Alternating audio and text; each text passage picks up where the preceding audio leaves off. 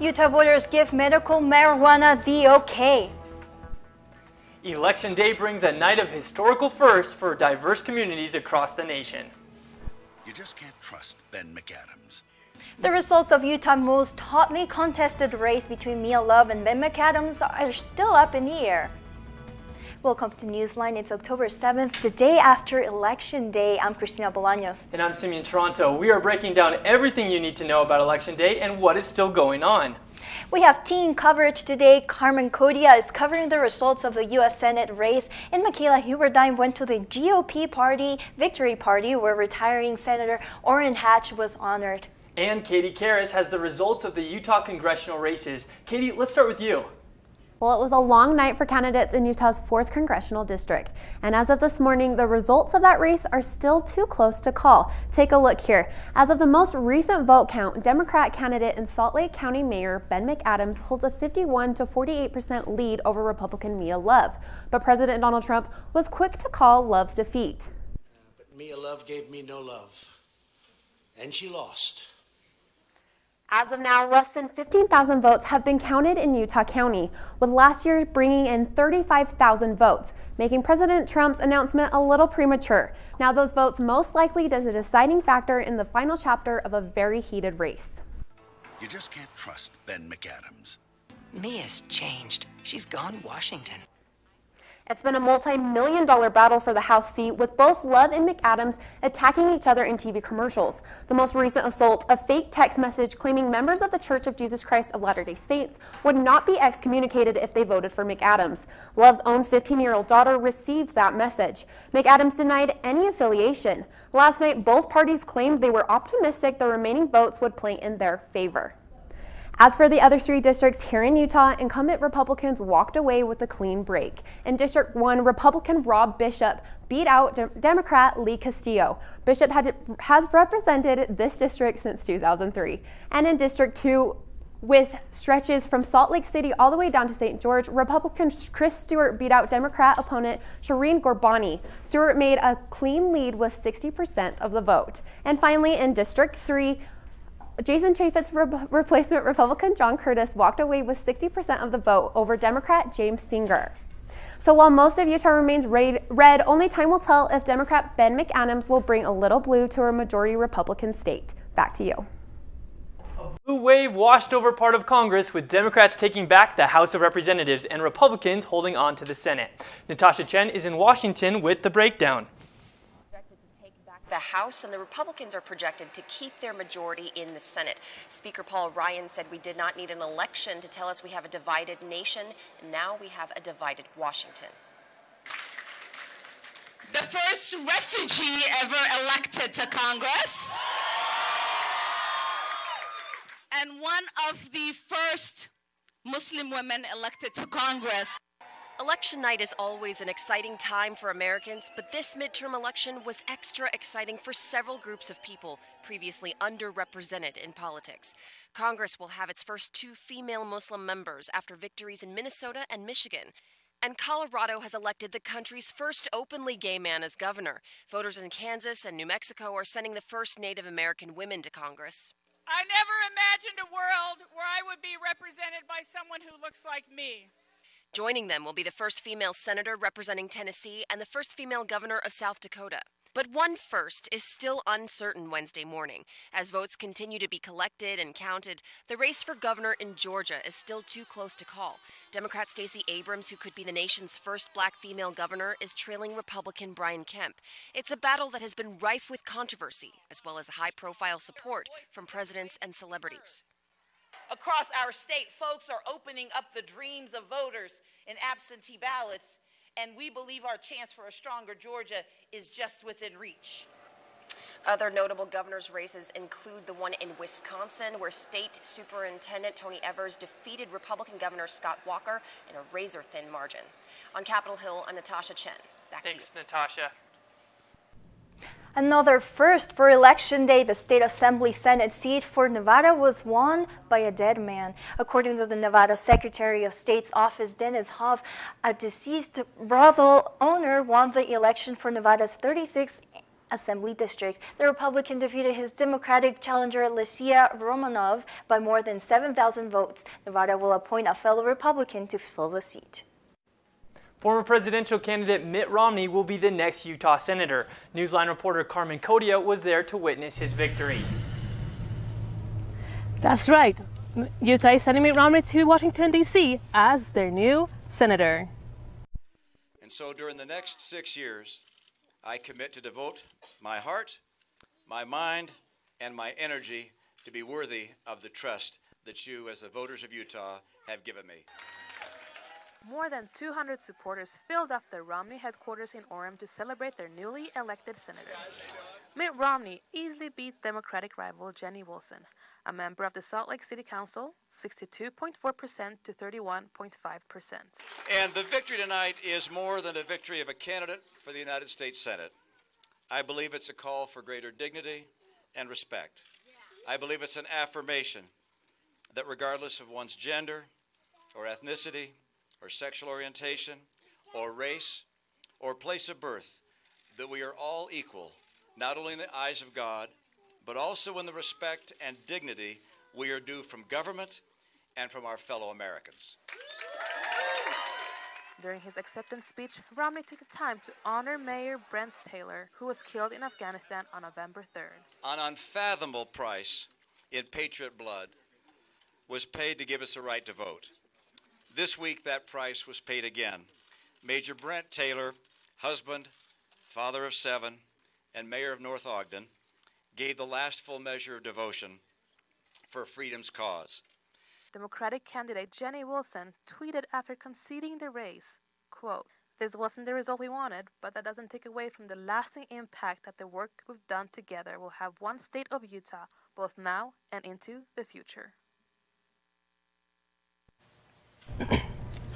Romney will replace Republican Senator Orrin Hatch, who is retiring after 40 years. Thank you. Medical marijuana is now legal in Utah. Voters gave Prop 2 a 53% majority vote. 47% of votes were against the ballot measure. Utah County and Salt Lake County had the highest number of voters on the proposition. Although the prop passed, Governor Gary Herbert promised that he will hold a special compromise session. Details on the special session have not been announced. Along with Utah, 2 other states were added to the list of legal places to smoke marijuana. Michigan voters approved a measure that allows people over 21-year-old to smoke pot. The measure also changed current marijuana violations from crimes to civil infractions. Missouri had 3 marijuana measures on the ballot, which now allows doctors to prescribe medical cannabis to patients. In addition to medical marijuana, Utahns voted to expand Medicaid coverage. While Utahns will see more money go out of their wallets, more low-income adults will now qualify for Medicaid. Proposition 3 increased the state sales tax rate by 15% to give the state Medicaid program more funding. 54% of the votes were for the proposition. 46% of voters said no to sales tax increase. The non-binding question 1 on ballot was rejected by voters. The question proposed a 10-cent per gallon gas tax increase for education and transportation. 66% of voters said no to the question. 34% voted yes. Voters passed Constitutional Amendment 8. 78% of voters supported changing the required amount of the time served in the military under an order of active duty to receive the property tax exemption. The amendment will change that amount of time from 200 days in a calendar year to 200 days in a 365-day period. Those days do not need to be consecutive.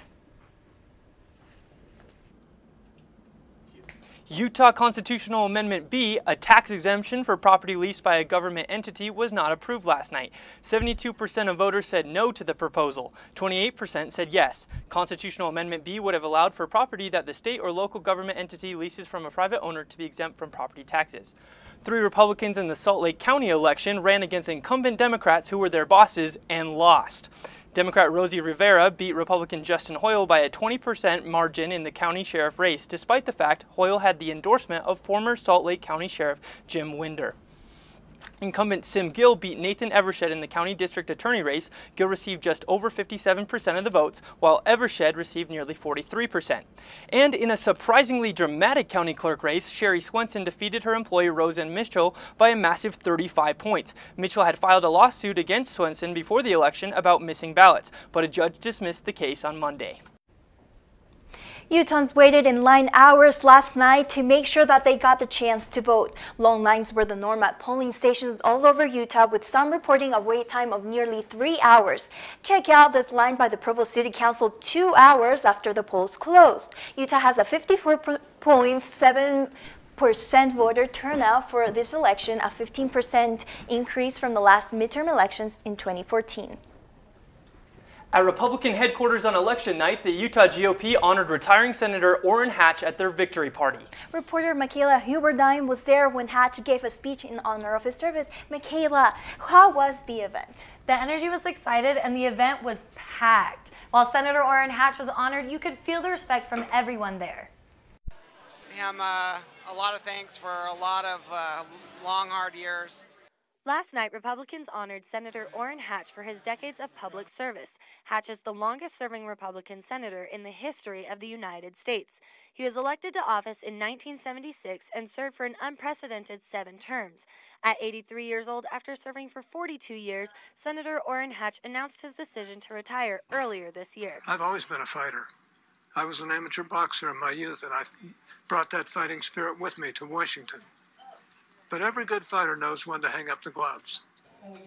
The event started with a video commemorating his successes and achievements in office. People applauded and showed their love and support for a senator who fought for them and their ideals. I'm a big fan of Orrin Hatch. I'm from Texas myself, but I've heard great things about him. I actually just met him a couple minutes ago, shook hands with him. He's a very nice guy, very sincere. I like him. We love Senator Hatch. He has been a legacy for this state, being the senior senator.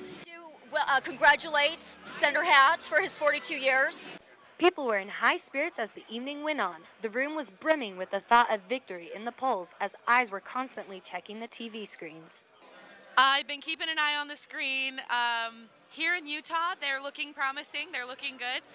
Across the country, it's still anybody's game. And Senator Orrin Hatch did not stay long, but took the time to talk and take pictures with people at the event. Senator Hatch plans to spend more time with family now that he is retired. Thanks, Michaela. The Christmas spirit may boost your spirits. We'll tell you what a new study says about decking the halls and happiness. Social Security may not be as financially secure as we once thought. We'll tell you what an organization talked with BYU students about. I'll tell you the impact from a hole in the ozone layer up next.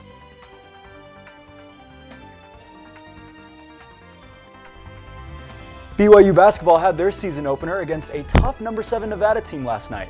Find out how they did and who will be their next opponent coming up. See on page 4 that the projections need to be earthquake. Next Thursday? Seriously? Thursday? Can't do that. This is really inconvenient. I have yoga that day. I have no time for this. So. I can't do Thursday, but I can do Friday. Disasters don't plan ahead. You can. Talk to your loved ones about how you're going to be ready in an emergency. Don't wait. Communicate.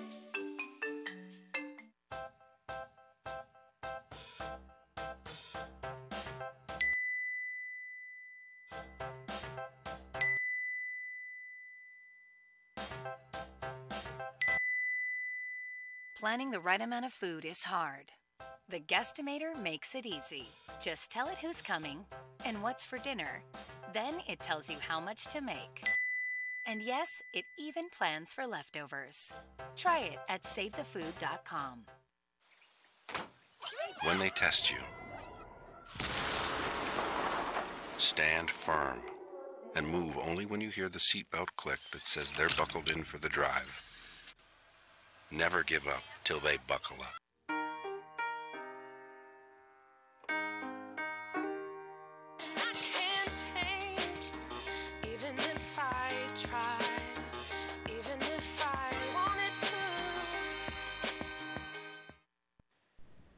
Educational organization Free the Facts came to BYU Monday night to speak to students about Social Security and how we may not be as financially secure as we think. The issue of Social Security reform has been growing for years, with potential problems getting bigger. Hayden Wallace tells us what actions we can take to protect ourselves.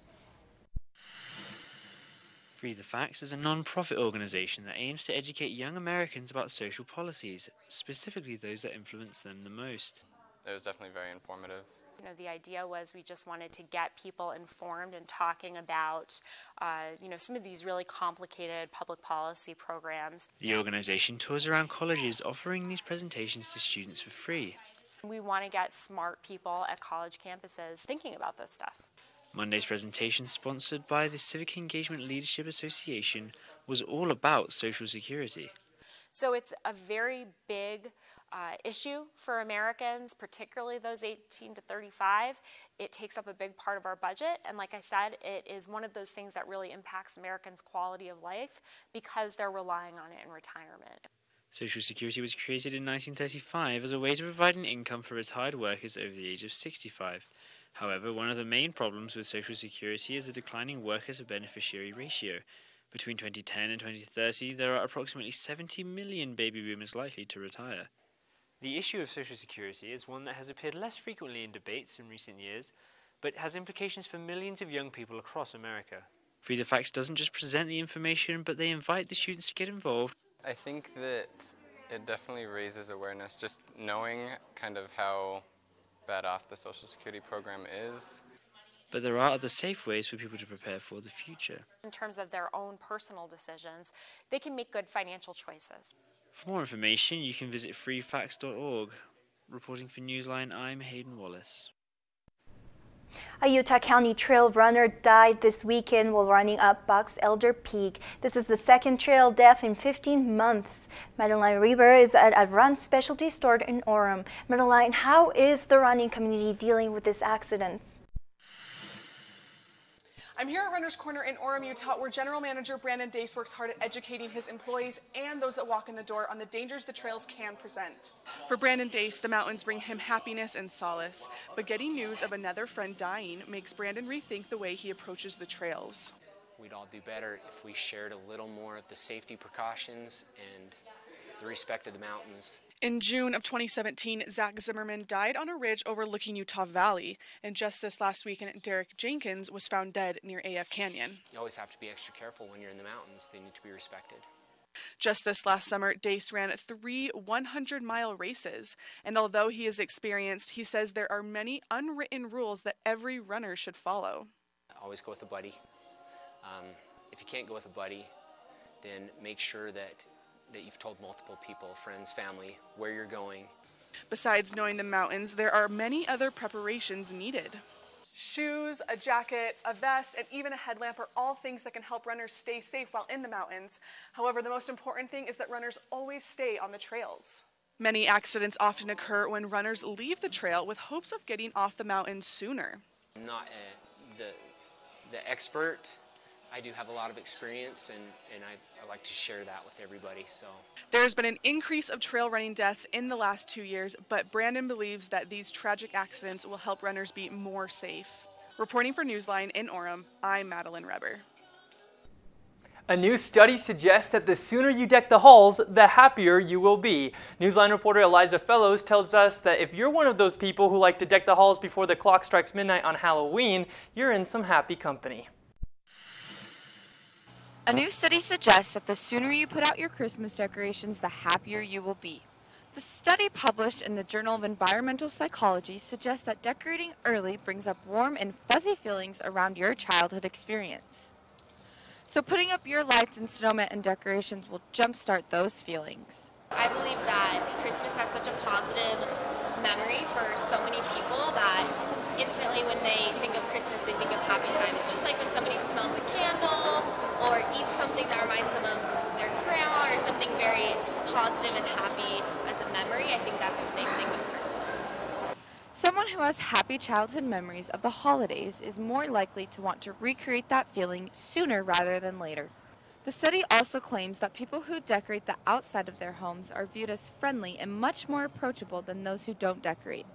Research has shown that people interpret Christmas decorations on a home as a cue that people inside are sociable. Everyone in my neighborhood puts the Christmas lights on their houses, and my family does it as well. The whole community kind of comes together, and it feels like the spirit of Christ, the spirit of Christmas, and the happiness is surrounding all of us. It makes it feel like everyone's welcome and everyone's happy and positive.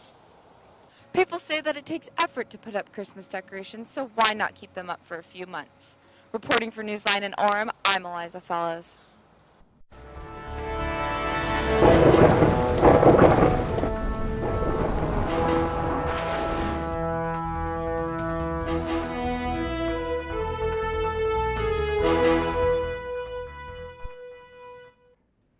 NASA's latest ICON mission is on hold again. The space agency's plan will explore the point where Earth's weather meets space weather. The liftoff was scheduled for Wednesday but has been delayed until Thursday so NASA can run more tests. NASA also released this video about the ozone layer. There's a hole in the ozone layer, but NASA says it's on track to be healed within the next 50 years. This ozone layer is what protects us from those damaging UV rays. And this hole, as you can see in this depiction, has changed throughout the years, but it looks like we won't be seeing too many damages from this ozone layer hole. And luckily it won't change our temperatures. Our current temperature right now in Provo is 41 degrees, and the high for today is 50 degrees, so temperatures should be climbing up just a little bit, but that's still pretty chilly. Across the board, we are hitting these cooler temperatures. Still in St. George, it's the high of 69 degrees, but the temperature should be dropping the rest of this week. Logan did see some snow, and the low for Logan is 22 degrees, so it's really, really freezing across the board, especially in Salt Lake and Provo, hitting those 28, 29 degrees. So if you have early morning commutes, make sure you are ready with all your coats and gloves, even hats and scarves. In St. George, we are looking at mid-60s. For Veterans Day, we see that the temperature is dropping to 60 degrees, so if you're planning to be outside, make sure you bring a jacket. Similar with our Northern Week forecast, we're looking at 45 degrees for this Veterans Day Sunday. Our lows are hitting in the low 20s. Things are so cold, and they will just get colder. And that is our forecast for this week.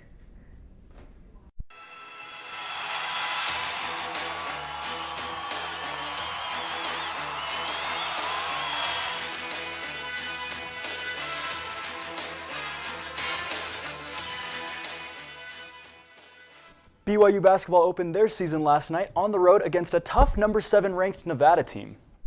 TJ Hawes, kick to the corner. Celius, the Cougars are feeling it now.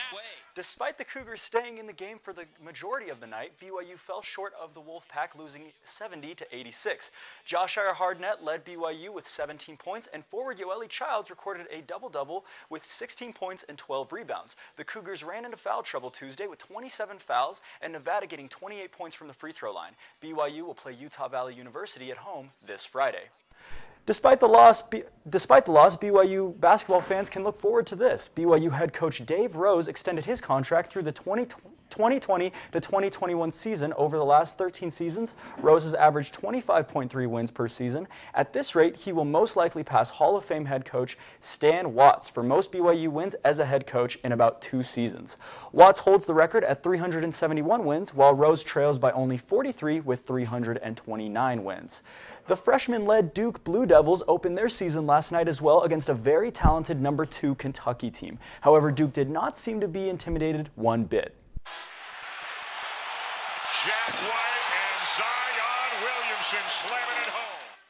Duke, who started 4 true freshmen Tuesday, took down Kentucky in dominating fashion, winning 118-84. The Blue Devils shot 54% from the field and ran the floor with 26 fast break points. As for the defense, Duke forced 27 points off of the Wildcats' turnovers. Freshmen Zion Williamson and R.J. Barrett took number 1 and number 2 for most points by a Duke freshman in a debut game. Barrett had 33 and Zion had 28. Duke will face the Army Black Knights on Sunday. After playing professionally in Lithuania, joining his dad's JBA league, and winning a championship, LaMelo Ball is going back to high school. LaMelo Ball will be enrolling at Spire Institute of Ohio and teaming up with 7'7" Robert Bobrovsky. Melo has blossomed over the last year, playing basketball in the Junior Ballers Association, a league created by his father LeVar. LaMelo averaged a triple-double this summer, playing with the JBA with 40 points, 13 rebounds, and 11 assists per game, not to mention 3.6 steals as well on the defensive side. It is expected for LaMelo to make his debut with Spire on November 13th against national powerhouse LA Lumiere in Indiana. We'll be right back. You wearing socks with sand?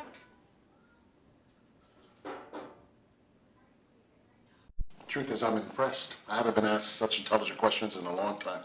Nice.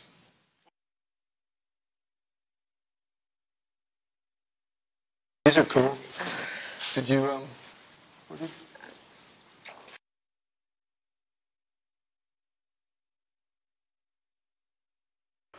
What?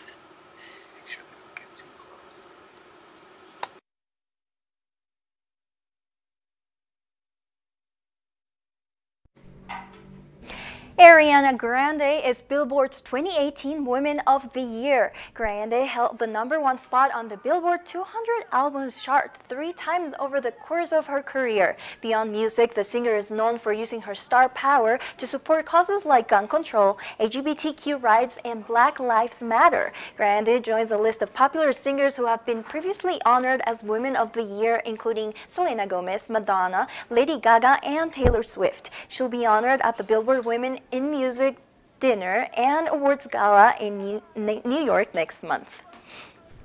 What's kind of amazing, have you ever seen her on Jimmy Fallon, where she does the Wheel of Songs? She is one of the best performers, because not only does she have her genre, but she can go across the board. She can do opera, she can do pop, she can do rock. She's a rock star. She's very talented. She's absolutely incredible and been through a lot this year as well, with everything going on with relationships and things like that. Right, and I think that's kind of been the best part about her, is she's been able to bounce back. She's a really good example. Well, thanks for joining us today for Newsline.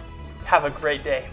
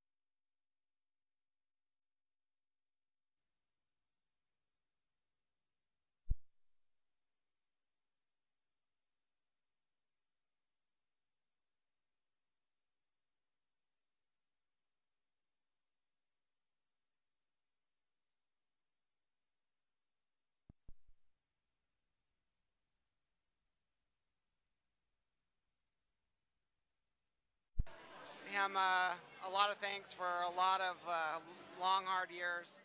Last night, Republicans honored Senator Orrin Hatch for his decades of public service.